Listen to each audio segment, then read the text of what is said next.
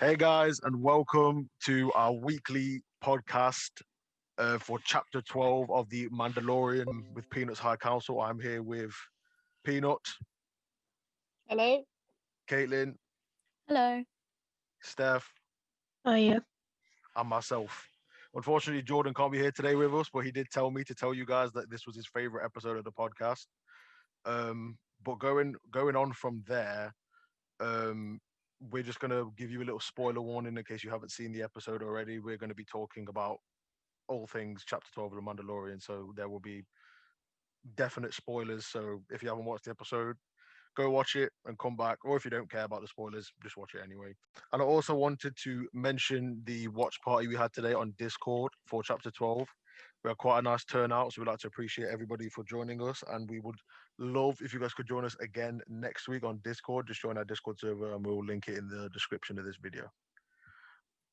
Overall, I really enjoyed this episode and I'd love to know what you guys thought. So anyone, what's everyone got to say about this episode then? Epic.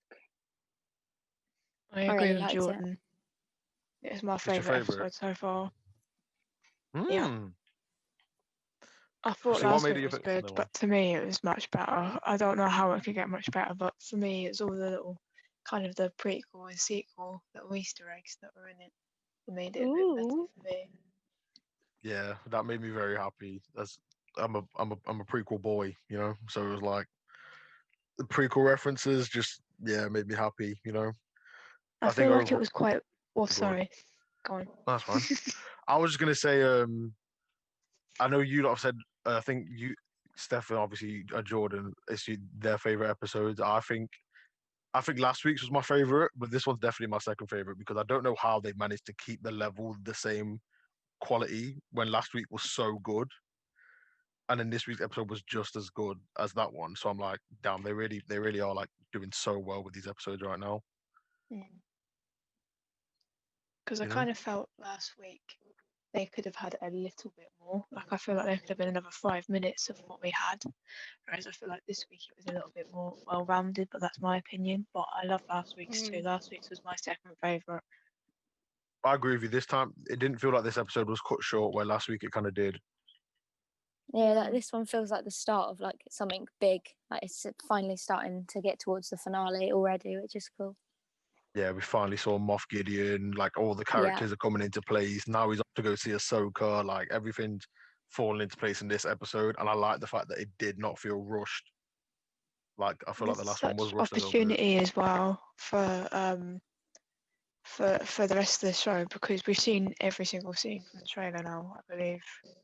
Because I remember there Yeah. was rumours where people thought we might be on Mustafar, but obviously that was Navarro today, and I feel like the season is very wide open for possibilities.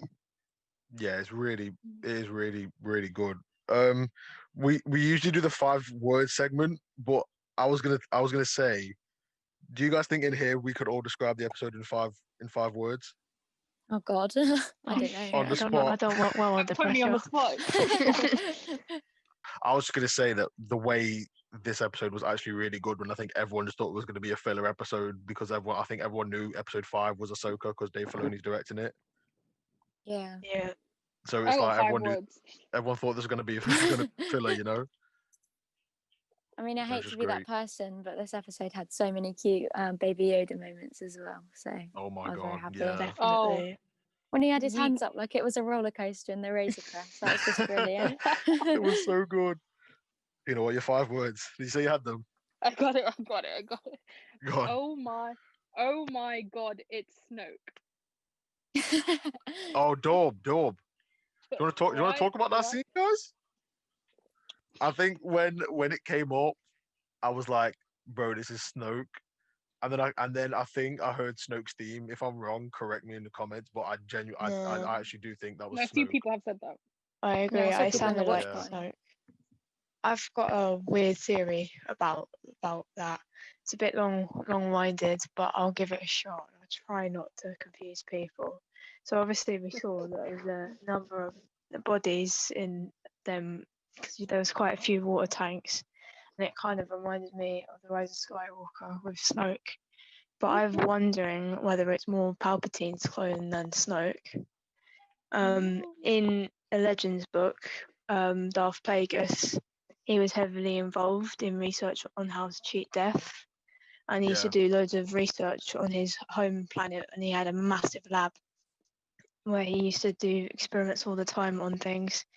And see, Palpatine was aware of Plagueis trying to cheat death and also wanted to learn this power, but he started to get fed up because he wasn't teaching him what he wanted to learn, and it got to the point where Palpatine found him of no use and killed him. And I saw in the Mando episode, we hear the hologram say, "We need a donor with a high M count," which I inferred to be midichlorians, Yeah, same. which Mhm. could explain why the Empire are after the child, as his species is known for having a high count anyway, or just being strong in the Force. However, it is mentioned in the Plagueis novel, because I read it in the summer, that Nice. research had established that you know how they're talking about kind of like blood, so I inferred they were on about blood transfusions, but it says Yeah. that blood transfusions from Force sensitive individuals didn't give the recipient, I can't speak, Force powers, but it says that blood with a high midichlorian count can grant temporary strength. And this bit here might start to sound like I'm reaching, but I think one of the possibilities of Palpatine cloning himself successfully will happen if someone like the child donates his blood to Palpatine's cloned body that we see in them tanks if it's not Snoke. That they Yeah. transport this clone to the corpse of the original Palpatine and allow his life essence to transfer into the clone. Because you know, in The Rise of Skywalker, how we see Palpatine and he's encouraging Rey to strike him down so he can pass on his life essence into her and carry out the final order that we see in The Rise of Skywalker. Yeah. I thought maybe the idea of the life essence staying with Palpatine's original body when he was killed could be argued because when we see in Return of the Jedi, Palpatine is killed by Vader, he also kills Vader at the same time, which may have stopped the transfer of the life essence, Yeah. and it may have stayed with his corpse. That's a I very told you it was in-depth long-minded. theory. No, I like it though. It's just You so thought about speechless it. because it's I really like good. it. Like I was gonna talk about how I think um with the clone theory, it's like Moff Gideon is gonna be so heavily involved in Mhm. um like the building of the First Order, and I think he's gonna be such a huge part. But I do feel like if like something happens, like someone's gonna kill him or something, but he's gonna be a huge part of why the First Order happens. And Yeah. I also Yeah. think that we should already infer that in this season or in the Mandalorian that they will fail to like capture the child and like take his life essence and stuff. Because when I saw it and I was thinking like they want his midichlorians and stuff, they must have failed because in the sequel trilogy, Palpatine sends an assassin after Rey. Yeah. So I'm Yeah. thinking they must have failed to get the child because otherwise in the sequel trilogy they wouldn't be going after Rey because they would have already That's a sorted it good out. point. That's a good point. Yeah. But then it's also like Moff Gideon has a dark saber and he has all them stuff. I feel like he's going to be so much of a more of a big deal than like we initially expected, and I'm actually just so excited for more Moff content. Yeah. See, this is what's so exciting though, right? Is listening to your theories. It's like this specific episode has like made a few things click. You know, everything seems. It was like the sequel trilogy. Obviously, it causes some controversy, but even little details like this episode, it's helped us put the puzzle together a little bit in terms of like origin stories and how the First Order came to be. And like I've heard like 10, 12 theories like just this morning, you know. And it shows you like that desperate depth that the sequel trilogy needed, which I think the Mandalorian is going to give. And it's just Yeah, so good because it's in terms of like linking everything together. Like we know that the Mandalorian was supposed to be like a sideshow, not really connected to the Skywalker saga, but it helps us build a better image of what actually happened and how we got to the events in the Rise of Skywalker.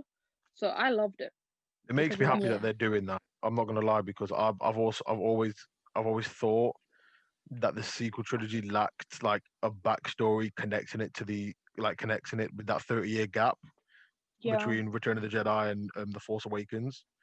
I feel kind of like the First Order happened, and then there wasn't really much of an explanation. I know they've went into it a bit in books, Yeah. and said like they tried to do the New Republic thing and it just failed. Um, but I kind of want to know more, and that's why I feel like a lot of unexplained things in the sequel trilogy that people have problems with. This should help, and it's really Mm. good for us as well because it's a surprise because they did say they're not going to link it to the sequels. That is true. It's crazy because people are this time around genuinely excited, to see the origin story because it's what everybody's been wanting for a long time. Like you said, that you obviously also had a problem with the fact that it kind of just came out of nowhere. It kind of Yeah, stands as its own trilogy. So, like, in essence, like the Mandalorian is kind of doing the sequel trilogy a big favor by Mm. giving it, yeah, that depth. as it should. Like a lot Yeah. of other things happen. Like a lot of people were upset in the prequels about the fact that we had three films, and like one of the Mhm. things that was talked about a lot in the that was talked about a few times in I think A New Hope. Like Obi-Wan would mention the Clone Wars, and Yeah. everyone was like, "Oh yeah, cool. We get to see like some Clone Wars stuff." Obviously, we saw bits and pieces of like we saw the start of the Clone Wars in Attack of the Clones and the end of the Clone Wars in Revenge of the Sith. But Yeah. like a series gave us a whole in-depth, like a whole in-depth thing about what the Clone Wars actually was and help connect them to films. Which I know a lot of people say like that show helps the prequel era a lot. Obviously, I love it anyway, but that Oh, show. 100%. So it's like hopefully Mando can do that for the sequels, where some people have problems with connecting the dots with the other trilogies. Maybe it can. If not, that's okay because we did not expect to go into Mando like to with a full of with a to like for it to give us an explanation for the sequels. But if Yeah, it does, like it would be very cool. Yeah, I think that's the good thing definitely. about Mandalorian because it's its own thing that it's establishing its own thing like with the whole kind of like it's kind of building on what we've seen in the Skywalker saga but also keeping away from it because we saw the little links in with Rebels obviously last week Yeah, and the potential Clone Wars. And then this week we've had links in with the sequels. Maybe next episode, because it's Filoni's, we'll see another link in with the Clone Wars. But I like how it's also keeping away from the saga. So the people who are saying, "Oh, we've done with the Skywalker saga, we want to see more other things and other characters." I feel like that's a good thing about Mandalorians as the best of both worlds. oh A Yeah. yeah, nice for sure. balance. There was also one thing I wanted to add. I think I mentioned this earlier to you guys when we were talking, but when the cloners scene happens, when there's the two cloners that get extremely scared when Mando, Grief, and Kara walk in, and they start shooting Mhm. up like the little dashboard and stuff. If you look closely at what they're wearing a symbol on their shoulders, like a patch on their shoulders, and it's identical to the one we see on all the little clones in Attack of the Clones, like the child ones when they're like when they do like the not the montage scene, but like when they show all the like the Yeah, Boba Fett lookalikes in Attack of the Clones, like on Yeah, that they're Camino. yeah, panning out. Yeah, and Yeah. they all if you when they go on close up, they have like a little patch on their shoulders. It looks like an I and an L, and it's like the yeah. exact same as a patch as the patch that they were wearing in that Mandalorian episode. So I think for sure they're cloners, and it could even be linked to like ancient cloning with Camino and stuff, which was like God knows how Mm. long ago, considering where we are in the timeline now with Mando. Yeah, I Easter think that egg. would be about 60 or 70 years nearly because Oh, I yeah, know in the Plagueis novel, they get I think it's Sifra Dyas or someone to Yeah, to start the building of the clone army before they initiated wow. it. yeah, and in Attack of the Clones, they say to Obi-Wan Kenobi that Cypher Dyas went 10 years before. So 10 Yeah, years before, 10 years before Attack of the Attack Clones of the. was the Phantom Menace time, was around that time.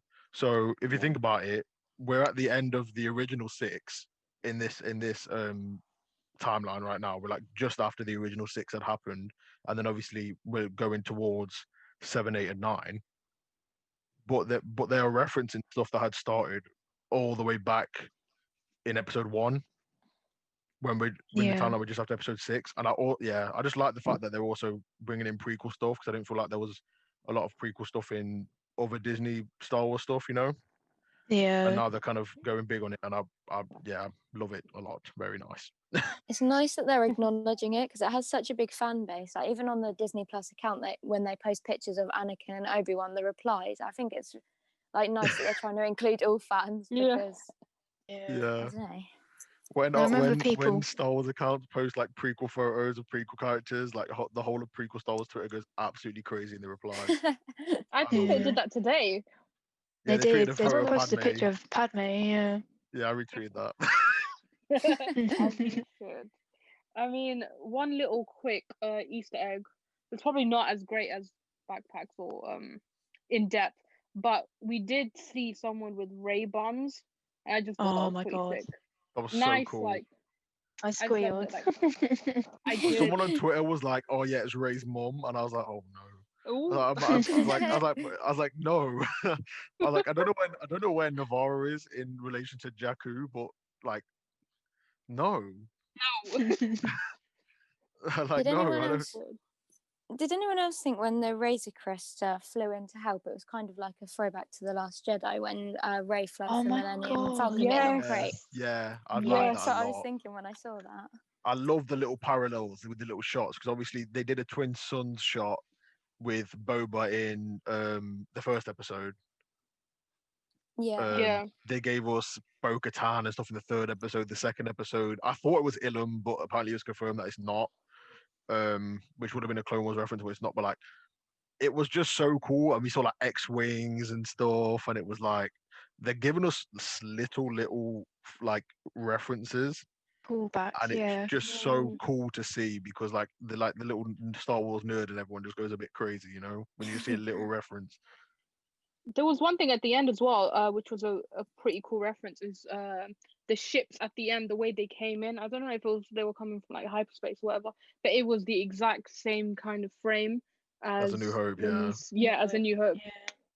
Like, you That can't shot was miss so cool. I lost my mind when I saw Epic. that shot. And then you know how everyone was speculating when the Mando photos come out, like, oh my god, does Moff Gideon have his own Star Destroyer? Does he have his own Star Destroyer?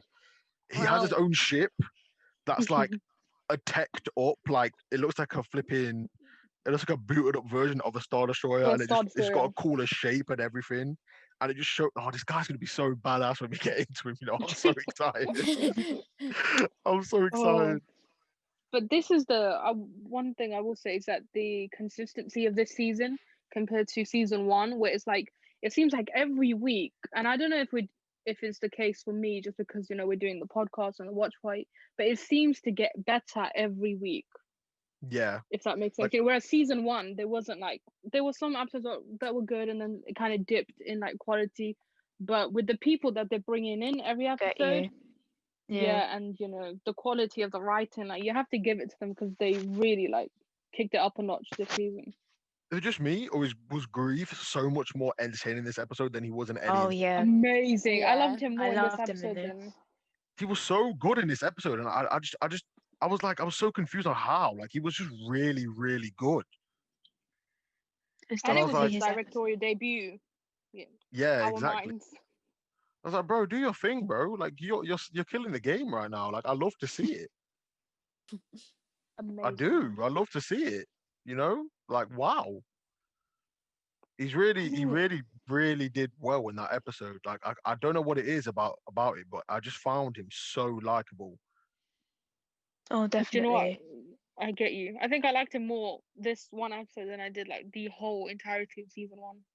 Then it was Because when the season child 1 was come a up. bit touch It's and like, go. Yeah. sorry. Whether he was going to pull a blinder on Mando, especially Yeah. around episode 7 and 8. Yeah. Now he's like an uncle to like the child. Like, is. do you see the way they reunited? Picked him Oh up my and stuff, god, yeah. that greeting! I nearly cried. It was just Adorable. so cute. Oh my god. What else did I want to pick up? In the last scene when Moff is looking at all them things, we're gonna call them things right now, because I know we earlier in the watch party we had someone speak about them being confirmed as something, but a lot of people have their theories. So I want to ask you guys before we had that thing in the watch party earlier. Does anyone have any theories of what they were beforehand. I had no clue, if I'm honest. No, me neither. I I had a kind of thought they were like sliver. some sort of droid thing. Anyway, and they look like droids, but I remember when I was playing Force Unleashed, there's like these kind of like they're like big droids in a way that kind of look like stormtroopers, but I might be wrong. I haven't played it in a long, long time, but I kind of thought it's something along them lines. But I haven't seen any theories except from the Dark Trooper theory, which sounds really, really awesome. Yeah, I think I initially thought they were these things called shadow troopers that were from Legends, and basically they're really cool actually. They're like force sensitive stormtroopers, but like initially they're not force sensitive. They get infused with the blood and all that kind of stuff of like a force sensitive being, like I know we Steph explained that a lot better than I just did earlier with the force blood fusion and stuff. Um and they had like lightsabers and stuff. And I was Mm, either thinking that maybe the suit, Moff just hops in the suit because he's force sensitive and has a dark saber, holy crap, and that's why he crazy. has so many suits. He's like, if I go out to battle in this one and it gets messed up, bro, I'll just come back and get another one. Or it's just an army full of bad boy droids, you know, like Yeah, because we don't know what because he's got I up his was sleeve. yeah. I was speaking to Jordan before the podcast, and he said something similar along the shadow trooper thing, and it was like how they would use the blood transfusions for them shadow troopers, which I thought was really, really interesting. Yeah, I think the whole blood fusion thing is gonna we're gonna get really into some freaky No. business with all that kind of Yeah. stuff, with the blood fusion this, blood fusion that, the child has this high midichlorian count, whatever. And can I just say, I love the fact that Disney mentioned midichlorians. That made me so happy. Oh, I I was know, like, that's I been was like, bro, mentioned. people got so mad about midichlorians when they were kids, and it was literally just a way. They literally just introduced it because they wanted to show people how powerful and how much potential Anakin had. So they just did it in a way where it's like, okay, we're gonna give a little bit of reason into the Force, a little bit more about it, and we're going to show you how big of a deal Anakin is. Because they were like, he's got even higher midichlorian count than Master Yoda and all that. You remember the Phantom Menace, obviously. It's the fact that they mentioned it, Disney did, and I was like, yes, thank you, please. Like this episode, and they even mentioned Coruscant and stuff like that, and I was like, bro, I'm gonna flip out in a minute if you don't stop talking. Like, I'm gonna go crazy. It's just so nice to hear it acknowledged for once. yeah. Yeah, for real. Good way Was to there explore any the lore. big points that anyone really like wants to get off their chest that we haven't mentioned yet? Hmm. Maybe. I mean, Go just on. in general, I would want to say, I would want to talk about the child a bit because not only just the intro, but because we had a lot of people that were mentioned and that we saw in this episode. We had returning characters, we had weird clones per se, but so we didn't see as much of Mando as we're used to seeing these last two episodes, beforehand. But it was a good thing, he was kind of doing his thing, and we didn't see him for a while, and usually we leave the episode off with him, but this time we didn't, which was crazy. But the intro, was so hilarious, and adorable. Just seeing the child helping out Mando. Oh I yeah, I mean, love that scene. So cute. We were just trying to dad fix. and They were trying son to fix the vibes. ship, and he just electrocuted himself. It was Nah, so funny. they are just a very. They're becoming a very good dynamic, and I'm noticing that Mando just seems a lot more soft now. Yeah. Yeah, Like you he They're see seems how like like developing he'll more calm it defensive. off a character. little. Yes, thank you. I think I mentioned this maybe last week to you guys. I don't remember, but I was talking about how his character development is getting so good because as we saw Mm, last week, he finally accepted a little bit of help and didn't like Yeah, automatically refuse it and like refuse it and refuse it and refuse it because his character's growing and he's learning to trust people. So obviously in the start of season one, he didn't trust anyone. He wasn't with anyone. He was kind of like, I'm going to do this for my bounty. I'm going to get my best guy and I'm going to go about my life. And then see, but he meets the child, yes. Gets a connection with Cara Dune, yes. Start to trust Grief Karga. um begins to trust that droid, and when the droid said he's going to self-destruct and kill himself, he actually shows emotion towards him. So he starts gaining bonds slowly and slowly throughout season one. And now we see him in season two with like a full-on strong bond that he's very committed to. And I just love it. It's very good character development in my opinion.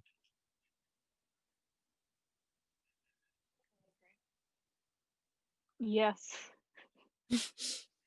I Nice. agree. It I has to mean, happen at least once every episode. It does, does doesn't that it? nice Everyone's like, autopilot. is he gonna carry on? Like, is he gonna keep Like, talking? we just don't want to interrupt. You get me? But No, it's I just hope completely it cool doesn't though. backfire.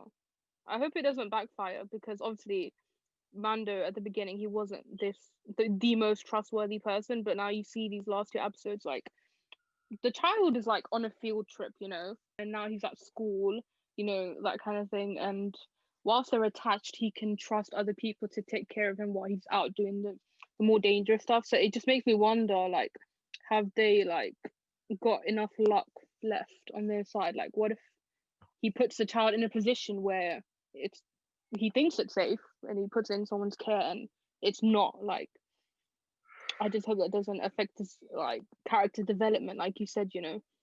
Yeah, I kind of really wanted to mention something about what I think Ahsoka will do next episode, but it does Ooh. touch on Rebels, which Peanut and Caitlin, you two both haven't finished yet. 2 episodes Um, left. yeah, I know, but like what I will say will affect your The enjoyment episode. of the last two episodes. Mm. But all I was gonna say is I don't know if Ahsoka will be so welcoming to train an apprentice. Mm. Oh, Um, because I don't know. I feel like when she goes, it's gonna be very hard for her to trust anyone. When Mando turns up, especially a Mandalorian, because if he's one of the people that doesn't cover his face, you know what I mean? When he's one of the people that only covers his face, and Ahsoka being so close with Bo will surely know that that side of the Mandalorian like creed is Death Watch. So she may think he's a part of Death Watch, and obviously Ahsoka and the Death Watch haven't had the best of a relationship. yeah. So I don't know. I feel like there's a lot of exciting things to come, Yeah. but this I Ahsoka think, very, very, very juicy, I believe, and it definitely will be the next one because Dave Filoni's directing it. Mm. yeah. Oh, I can't wait. Day for Dane's episode. This is the big one. That everybody's been. I think more people have been looking forward to this episode than the series finale. Series finale. Oh, damn it, season finale. And I just swore, Yeah. which is great. What was I gonna say? I had one more thing to say. What did everybody think about the Cara Dune Alderaan thing? I think it gives a bit of character because I think what we've seen of her so far, we haven't really seen much to her. Obviously, we've only really saw her. I think it was episode 3, and then a few times in episode 7 and 8. And I feel like this episode it gave her a bit more background. So I feel like she's not the sort of character you can easily bond to. Yeah, I feel like obviously there's a lot of things going on with the actors that are a bit bad, Yeah. but we won't really go into that because we want to talk about the characters on here on the show. But Mhm. it's very hard for a lot of people to enjoy her character because of the type of person that she is. But Mm. Yeah. I feel like if they like some of the stuff she did this episode is making her character just a little bit more interesting. Like I like the fact that she keeps going down to the Mandalorian like little base thing that they were hiding out and like protecting it because that's what I took that she's protecting like where Mando came from and all that kind of stuff in that start scene, which show that she still kind of thinks about him, and like that kind of stuff because they had a good bond and they were all that kind of stuff in the first season. So yeah, I feel like the ending of the episode was quite cool because it gave a lot of depth to her character because her saying she lost everyone, which technically means she has zero family now, gives her a bit of a more maybe interesting story. Um, I can't like because I know the type of person that she is in life. It makes her character a lot harder to enjoy for me. But like, Yeah. hopefully they can help with that because Disney are definitely very, very sure that a lot of people do not like her because of the Oh, hashtag that was 100%. trending the other day. Um, but yeah, um, if that's everything, we can go into. We're gonna go to Steph for an announcement. Yes. Okay. So we like to reward some of our active members in the Discord server. So you don't have to be active, but even people who just like to get involved every now and then. This week we've decided to give the rank of Jedi to Parker. So congratulations. Let's Woo! go. Let's go, Let's Parker. go, Oh, Parker. congratulations, Woo. Parker, bro. Promoted to a Jedi. Amazing. Very, very nice. We'll have to see it. Yeah, and we We would do. also like to just encourage everybody that's watching this video to join our Discord server that will be linked in the description. No. If you want to be a Jedi, we like to reward people that are active in our server. We just want to let you guys know that if you're in it and you're active, we really do appreciate it, and it does not go unnoticed. Honestly. Um, so yeah, it really doesn't go unnoticed, and we do pay attention to the server a lot. So we're happy that you guys A, like the server, and B, are active in it. Well, guys, I think that's everything for today. We thank you for joining us on our Mandalorian Chapter 12 podcast with Peanut's High Council, with me, Peanut, Caitlin, and Steph. Um, Everything, all of our socials, our Discord server link, our Twitter, and everything will be in the description. We love for you guys to get active on there. We're quite active on Twitter and in Discord. So if you guys ever want to have a chat, you know, just get in there, hop in there. Very nice. Be sure to like, subscribe, comment, or maybe give us a theory of yours that you didn't hear us say today. And turn the notification bell on. All right. Cheers.